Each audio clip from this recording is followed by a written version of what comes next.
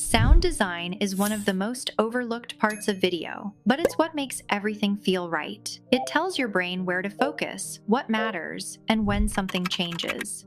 Think of VOX-style sound design in 3 simple layers. First, micro sounds. These are the small clicks, pops, and ticks you hear when something appears or changes on screen. They give feedback and make visuals feel responsive.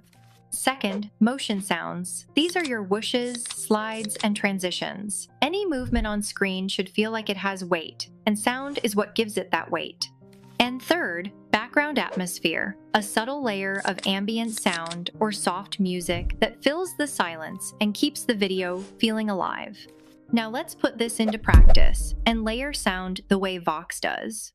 In a Vox-style documentary, the voice isn't just narration, it's the lens through which the audience interprets every fact. The right tone, pacing, and even accent can subtly shift how credible, urgent, or relatable your story feels. You can explore a wide range of voices on 11 Labs. The link is in the description. Let's open 11 Labs and take a look at the voice I used for this documentary and why it fits the story. Architecture is the thoughtful arrangement of space to uplift the spirit.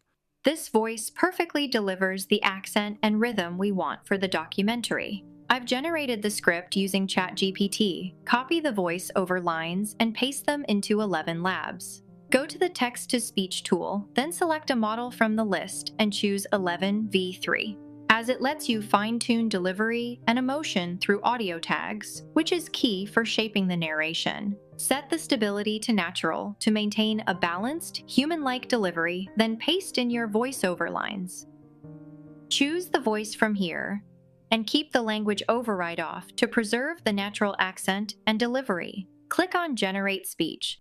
Ever noticed subway maps look nothing like the real city streets? Turns out there's a reason, and it's all about clarity. Ever noticed subway maps look nothing like the real city streets? Turns out there's a reason, and it's all about clarity. It gives you 2 variations in one go, so you can compare delivery and choose what fits your sound design best. Continue and generate the rest of the voiceover. Now comes the most exciting part, placing micro and motion sounds. Let's add a motion sound for this transition. Go to Audio and select Effects. Then search for a light, airy whoosh. This adds subtle motion cue without overpowering the visuals. Subway maps look nothing like the real city. Now add a sound effect for when these photos enter the frame. Search for photograph set down. Use it for all 3 photos. Make sure to align the timing precisely with the motion for a natural feel. Maps look nothing like the real city streets. For the ripped paper, we'll add a very subtle micro sound, just enough texture to enhance it.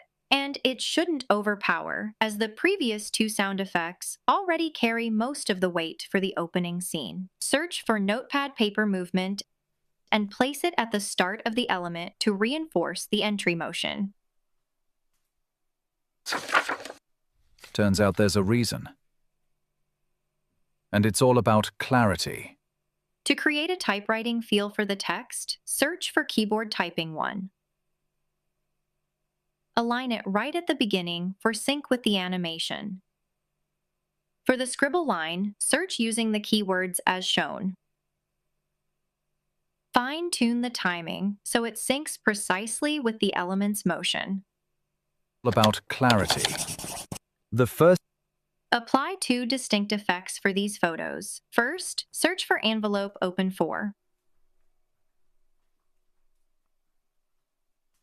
For the second one, search for a light, airy whoosh. It'll keep the motion feeling smooth and less mechanical. The first modern subway map was To emphasize the map exiting the frame, find a motion sound that adds a sense of direction and movement. Search as shown.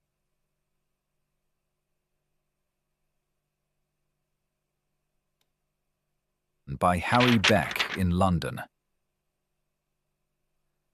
Instead of matching streets, he Since the narrator has already conveyed the information, we don't need to highlight the text with sound, even if there's room for it. Not every moment needs a sound. Placement should always be intentional and serve the story.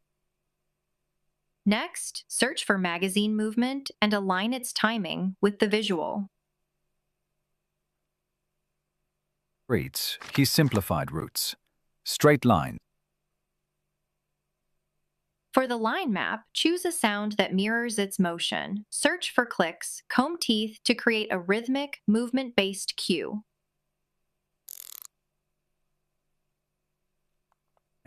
Evenly spaced stops, and color-coded paths. At this point, you know the approach. We'll use a subtle micro sound to highlight the text. Search for marker, write 5. Refine the timing so the sound hits exactly with the text.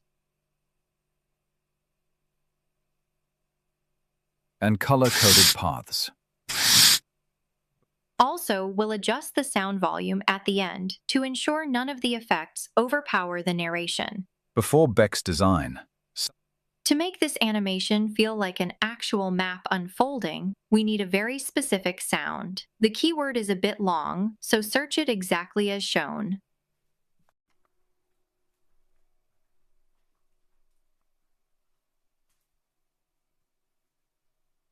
Before Beck's design, subway maps mirrored messy streets. The next sound should support the narration. When the narrator says messy street layout, the audio needs to reflect that chaotic feel. Search for the keywords as shown. Repeat it wherever the same motion calls for it.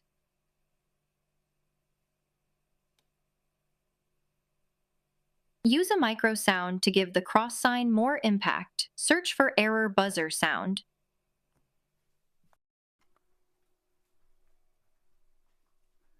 Routes crossed awkwardly, stations were cramped, and passengers got lost. It was... For this transition, a whoosh fits perfectly. If that's what you guessed, you're on the right track. Search for light, airy whoosh.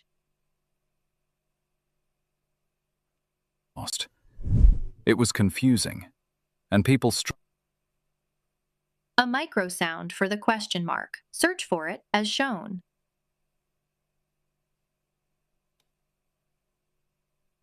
struggled to navigate the system. Beck ignored geography.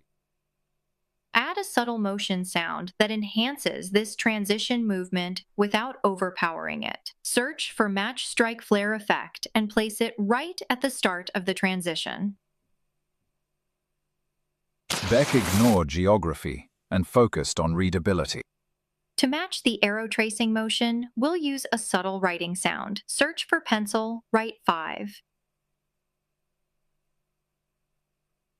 We'll use the sound again, since it currently ends too early compared to the arrow tracing. This helps keep the motion and audio properly aligned.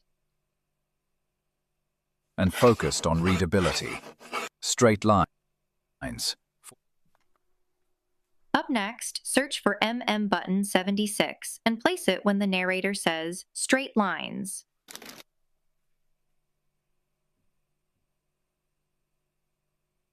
Straight lines, 45-degree or 90-degree angles, and evenly spaced stations made. Use a sound cue to emphasize the narration, evenly spaced stations, and keep these two elements low profile, so no additional effects are needed for them. Moreover, we need 2 sound effects to match the start and end points, ensuring they still blend cohesively so the listener experiences them as one connected motion. Use a cassette player eject sound at the beginning and a floppy disk eject sound at the end, creating a cohesive start-to-finish audio cue. Spaced stations made the system easy to navigate. Now for the flag part, though it's a still element, we'll add sense of motion through sound. Search for a cloth movement sound. Position it right at the start of the animation to establish the motion immediately, and trim it precisely so it doesn't carry over into the next scene. Beck's approach spread worldwide. Today, subway For the next 3 pages, we'll structure the sound design in 2 layers per page: a motion sound supporting the graphic animation and a micro sound reinforcing the text. Continue following the same process as shown.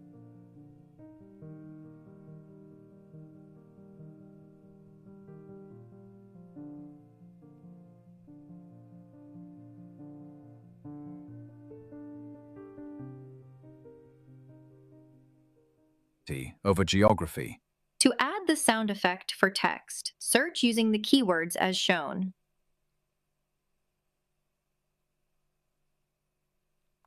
To match the scribble motion, search for a chalk writing sound as shown. Over geography.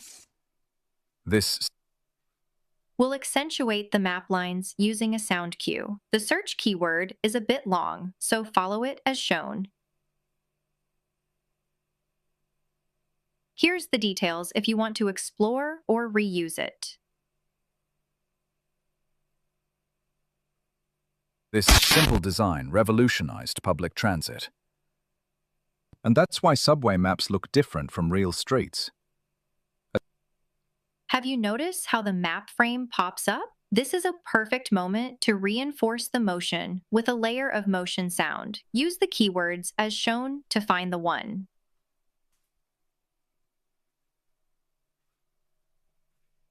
For these lines, we'll alternate between 2 types of chalk drawing sound effects. Search as shown, and don't forget to fine-tune the timing.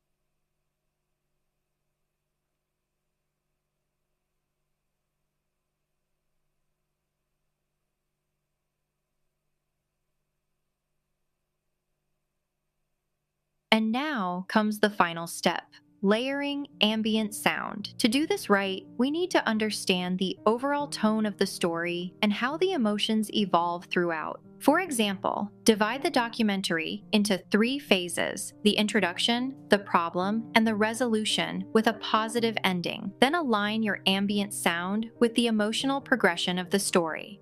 Let's work on it. Go to audio and find this instrumental.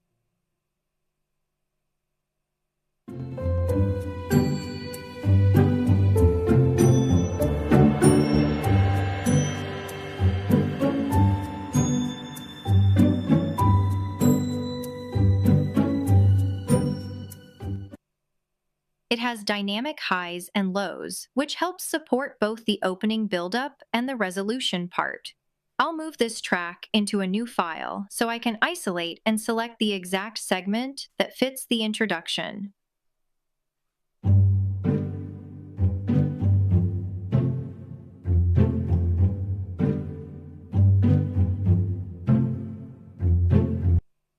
The initial beats align perfectly to set the opening tone. Trim out the first 2 seconds and begin right where the track gains momentum.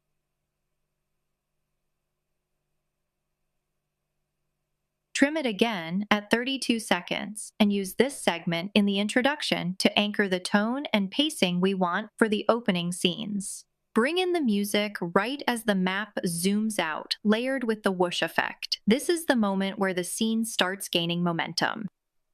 maps look nothing like the real city streets. Turns out there's a reason. Keep the volume at 50 to maintain balance. Avoid fade-in to preserve the impact at the start, and add a 3-second fade-out for a smooth exit. We'll use the same track for the ending. It has those uplifting beats and tonal shifts that naturally support the resolution part. Listen to how it reinforces the final emotion.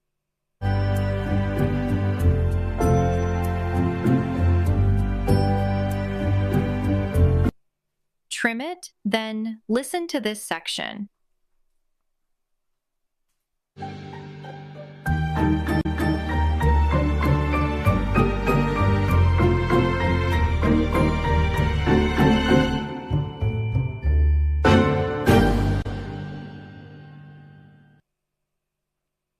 This aligns naturally with the emotional tone and pacing of the final pages, making the ending more impactful.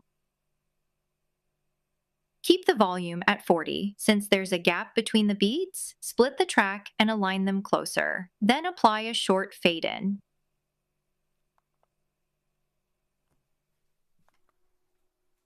For the final segment, lower the volume to 25 and apply a 2-second fade-out to ensure a smooth and subtle ending.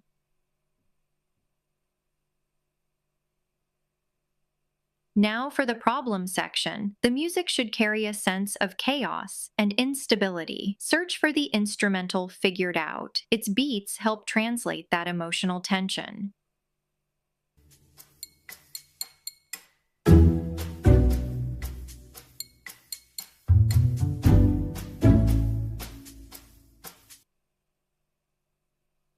I need those comic chaotic beats from the track to reflect the situation.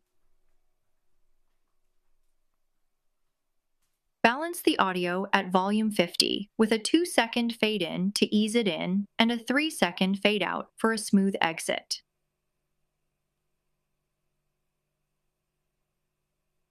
Made the system easy to navigate. Beck's approach spread worldwide. Beck's approach spread worldwide. Today, subway maps. Let's run the preview and see how everything comes together. Ever noticed subway maps look nothing like the real city streets?